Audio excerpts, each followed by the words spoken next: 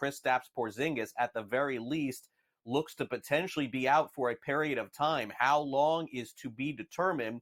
The team right now is saying that he suffered what's called a rare injury to his leg. We don't know exactly what that is. Dr. Chao will tell us in about 10 minutes. He's day-to-day for the finals. They're sort of calling it like a calf strain. It's kind of hard to describe because he had this in the second quarter of Boston's Game 4 against the Miami Heat, and naturally he came back from that. Still to be determined as to whether or not he's going to play. Now, again, the last 24 hours kind of dicey. We know the Celtics are going to need him at some point in this series. The question is what the procedure will be getting him back on the court, potentially for Game 3, Game 4, or if a Game 5 is played. Here is the head coach of the Celtics, Joe Mazzulla, who was asked about what's next. Yeah, I mean, he's doing anything and everything he can to be ready for the game tomorrow.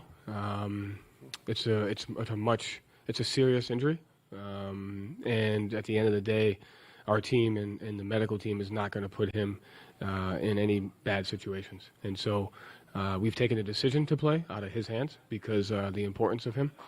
And so he's going to do everything he can to play, and then we're going to leave it up to our medical team, and that's really it. Yeah, and right now it seems as though they're saying that he could potentially play, but it still remains to be seen. As far as Porzingis himself is concerned, he is ruling nothing out for Game 3, Game 4, and even the remainder of the playoffs. Basically, he's leaning on the medical staff, as he told the media yesterday. It's kind of a random situation, yeah, and I felt something, and now I have to deal with it. So, as we said, yeah, it's going to be day to day, and see how I am tomorrow. And obviously, I'm going to do everything I can to be out there tomorrow, and we'll see. Are you optimistic? I am, of course. I have to be. I'm optimistic, and as I said, I will do everything I can to be out there tomorrow. And yeah, we'll see. What would you have to endure when it comes to that? It's just a pain threshold at this point. Can you do more damage to it if you do play in these finals? I don't know the specifics, but that's something I leave in the medical staff's hands to determine whether I can go or no. But from my side, like as I said, there's nothing's going to stop me unless I'm told not to or not allowed to play. So that's the only reason I will not be out there. But there's Kristaps Porzingis. Now, as far as an expert on the field of this injury, we have our very own Dr. Chao weighing in on what the future could hold for Porzingis. In fact, Chao seems to be skeptical that he will suit up tonight. At this point, we fully expect Kristaps Porzingis to miss the rest of the NBA Finals, even though he's listed as day-to-day. Day-to-day may mean he can post up and shoot a three, but don't see him being a defensive force or rim protector or being able to move around effectively with this posterior tibialis tendon dislocation. Remember, it's a torn medial retinaculum, which is a sheath that holds the tendon behind the medial or inside of the ankle. That tendon is flipped over the top and will require surgery to fix it. Dealt with it before in football and basketball players, unable to play through. All right, that's our very own Dr. Chao. Now, what is Porzingis worth in terms of the point spread? This is something I'm always interested in. Those of you who watch the show know I bring this up a lot. It looks like he's worth a point because the Dallas Mavericks have now moved up to 2.5-point favorites over on the FanDuel Sportsbook as they are up against it. The total is 212.5. Again, up from 1.5 to 2.5 in tonight's game this evening. Meanwhile, injuries continue in the finals as Luka Doncic has a pain-killing injection to numb the area of a thoracic contusion. I'm not the medical expert, but that's what they're calling it after Game 2. He'll receive another injection before Game 3 as they try to get their first win of the series. He's been dealing with a sprained right knee since the Mavs' third game of the postseason, and also with some left ankle soreness. So Luka a little banged up, but it hasn't affected the point spread in a negative way, at least for them, as they're up to 2.5-point favorites. As I mentioned, the Aces have lost their third straight against the Lynx, the final 100-86 in the WNBA. First time the Aces have lost 3 in a row, by the way, since 2019. Mystics and the Dream final, 87-68. Mystics have not had a good year, to say the least. Some sad news from the National Basketball Association. Former NBA player and Hall of Famer and also the architect of many championship seasons in LA, Jerry West, has passed away at the age of 86.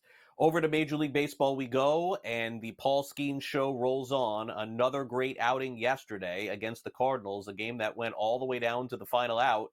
He threw 6 1/3 scoreless innings, got over 100 pitches, and Pittsburgh won the game 2-1, despite David Bednar giving up a home run in the ninth inning to Nolan Gorman. 2-1 the final. The Pirates end up picking up another win behind Paul Skeens. Meanwhile, all-star catcher JT Realmuto is going to have knee surgery and miss an extended period of time. His knee has been sore for the majority of the season. Arguably one of the best catchers in baseball still, if not the very best, joins Trey Turner on the injured list for the Phillies and also Brandon Marsh. Of course, the Phillies have a 10-game lead in the division, and they'll hope to get JT back for the second half of the season. The Yankees crushed the Royals 10-1 yesterday. Giancarlo Stanton hit the longest home run I've seen all season, 443 to dead center field, but only to be outmatched by his teammate, Aaron Judge. He hit another home run. He's got 25 home runs on the season, on pace for 60-something. Again, Aaron Judge has just been incredible since the calendar turned to May. And since being designated for assignment, Kevin Biggio has now been traded, according to ESPN, to the Los Angeles Dodgers. It'll be a very small deal, and Biggio potentially be a backup player for the Dodgers as well.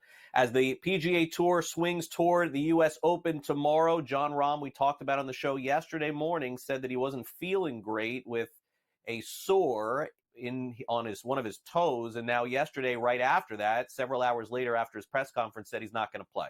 So he is out for the U.S. Open. Jon Rahm not going to participate this weekend. Meanwhile, how about the upcoming July 4th celebration and the Nathan's Hot Dog Eating Contest? Joey Chestnut is not going to participate, as he has chosen to represent another hot dog brand and therefore can't eat.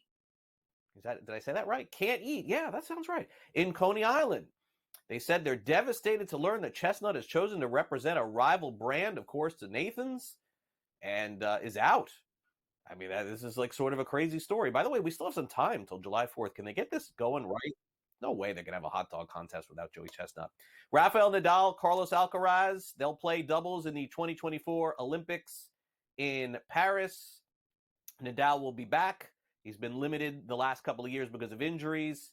He said the games were his focus, and he'll skip Wimbledon. So it's great to have Rafael Nadal back on the court in Paris. In addition, Aaron Rodgers of the New York Jets is skipping all of the Jets' mandatory minicamp this week because he prefers to be somewhere else, according to a report, which is his choice. What that exactly is, I don't know. I have no idea, but I'm just giving you what I was told. No Aaron Rodgers at camp this week.